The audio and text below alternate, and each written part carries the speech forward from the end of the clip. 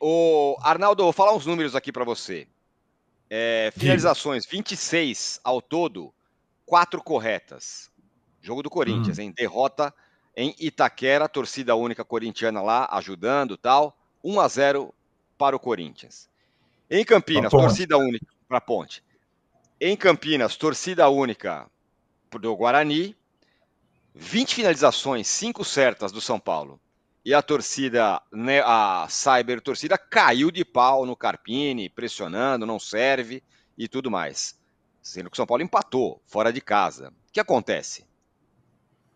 Várias coisas. Primeiro que no Brinco de Ouro, naquela mesma data, há alguns anos, 87, São Paulo tinha sido campeão brasileiro sobre o Guarani, com torcida mista, né? Com as duas torcidas. E com a Gol do anulação de Careca um ali. gol do João Paulo que foi um escândalo. Ah, se foi aí, meu, aí é melhor a gente não entrar nesse mérito histórico Vamos de lembrar partidas disso. entre Vamos times lembrar grandes e disso. pequenos em São Paulo, que nós teremos É, problemas.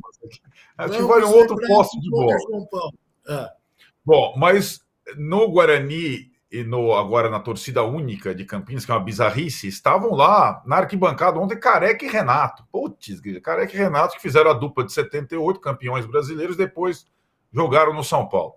Bem, e estava ali, foi um empate bom para todo mundo. Primeiro que é bizarro, né? O campeonato paulista tem tantas distorções, ele não deixa de ser emocionante, porque a fórmula, embora bizarra, ela deixa todo mundo vivo até o final. O cara pode ser rebaixado e se classificar, como é o caso da Portuguesa. Mas tem essa coisa agora dos times de Campinas também serem considerados rivais a ponto de ter torcida única em seus jogos. E não é que o Corinthians recebeu Guarani e Ponte Preta na Neoquímica Arena com torcida única dele, e não é que o São Paulo foi a Campinas 2 vezes sem a torcida dele. O São Paulo jogou 9 jogos do Paulistão, 3 sem torcida. É uma coisa surreal, mas tudo bem. Em campo, Tironi, tem aquela situação, o Carpini, a boa largada, a vitória em Itaquera, a gente acabou de dizer aqui o peso do clássico Corinthians e Palmeiras, e existe o peso do clássico São Paulo e Corinthians e o peso do clássico São Paulo e Palmeiras. Então o Carpini teve uma semana encantada, quebrou o tabu e ganhou do Palmeiras lá nos pênaltis, em Belo Horizonte. Agora, imaginar que o Carpini é melhor que o Dorival, que o São Paulo seria melhor com o Carpini que com o Dorival é uma coisa, uma falácia. É impossível. O técnico do São Paulo ainda é um técnico em formação, e ele está visivelmente pressionado, até por ele mesmo. A cada partida que o time não vence, ele mostra mais indecisão nas suas convicções, nas suas atitudes, nas suas escalações, nas suas trocas, nas suas substituições, ou não, porque ele nunca troca os 5 jogadores. Isso é uma coisa peculiar, isso é uma coisa peculiar e interessante para o futebol atual. É muito raro isso. Ele não faz 5 substituições, nem por decreto. Eu não sei qual que é a questão, ainda mais nesse momento da temporada. E assim, quando o Danilo fez a ironia do vestiário, que ele foi lá no Boleiragem do Sport TV explicar como deu o nó tático no Palmeiras, ele não, na verdade, ele não explicou, ele se expôs ali, Danilo. Sabe por quê?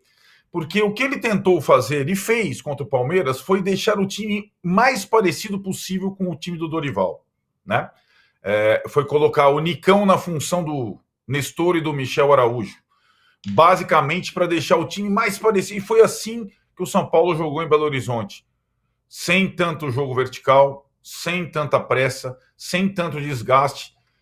E foi esse jogo e nunca mais.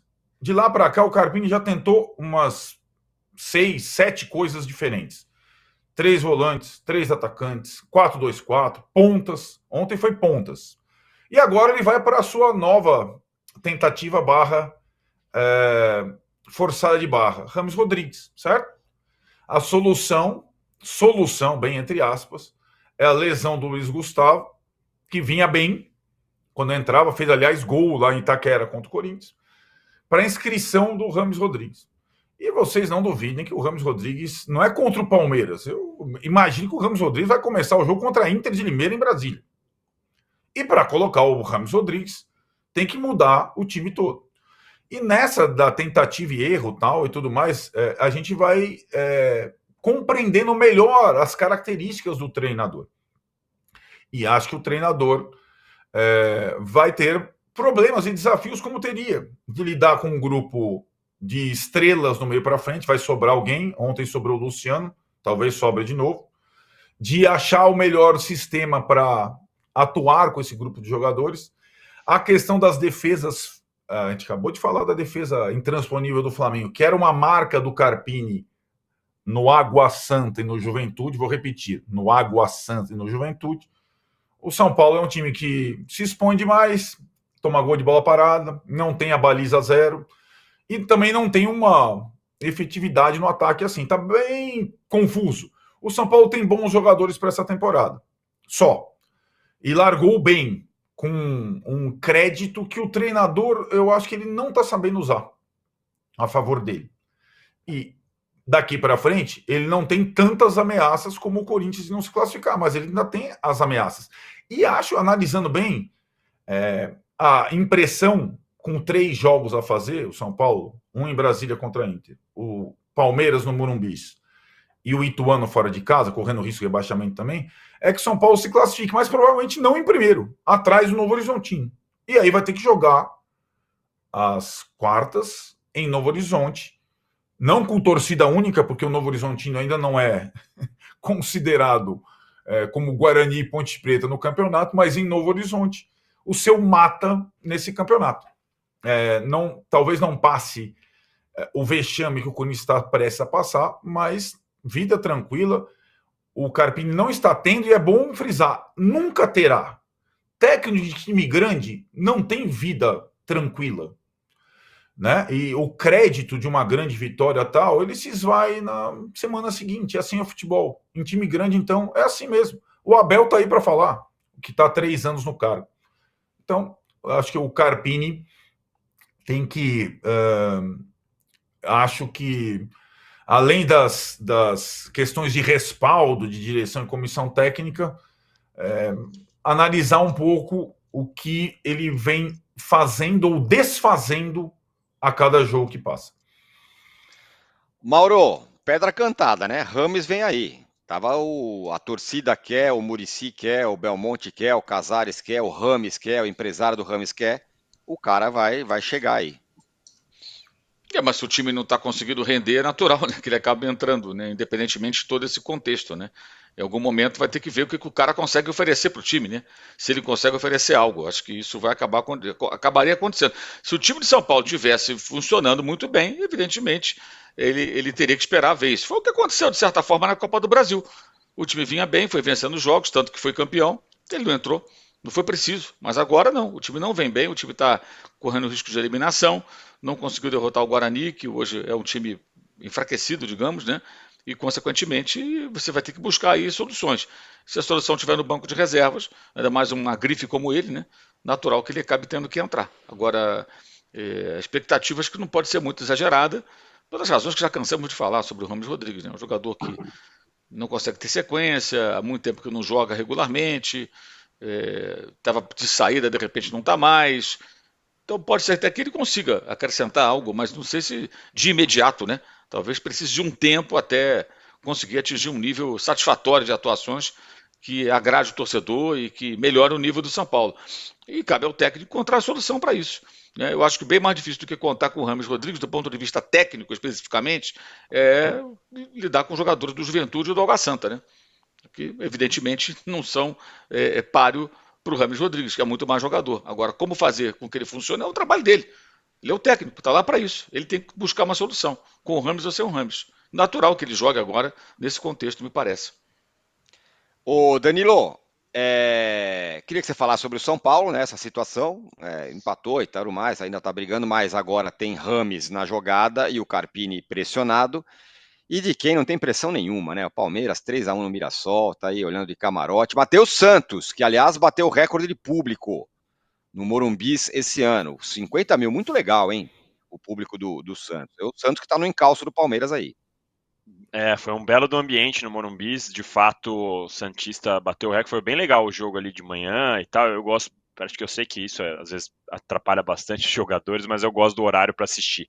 Achei um jogo legal, Santos e São Bernardo.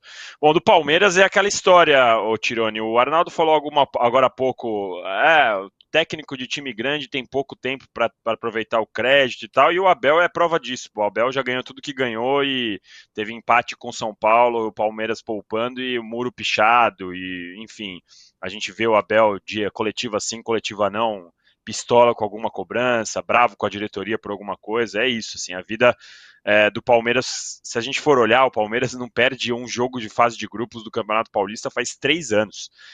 Talvez, muitas vezes a gente não dá a tamanho disso, né? Porque, claro, é o Campeonato Paulista, é mais fraco que o resto da temporada e tudo mais, mas basta olhar para o São Paulo, para o Corinthians e para o Santos lutou para não cair 2 anos, o São Paulo agora está aí com o risco de não se classificar, o Corinthians praticamente desclassificado, enquanto isso o Palmeiras não perde um jogo de fase de grupos há 3 anos, é muita coisa.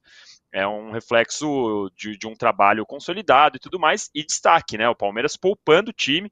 Provavelmente eu vejo o Palmeiras poupando o time na quarta-feira agora contra a Portuguesa, e para, claro, se concentrar para o jogo do domingo que vem, que aí sim é Palmeiras e São Paulo, e aí eu tenho certeza que o Abel e o Palmeiras e o palmeirense, os caras vão entrar com uma raiva que faz tempo que o palmeirense não vê esse time entrar, porque o São Paulo está engasgado, é óbvio, por toda a questão do mata-mata, da história do mata-mata, mas também pelo 0-0 e dos pênaltis lá na Supercopa.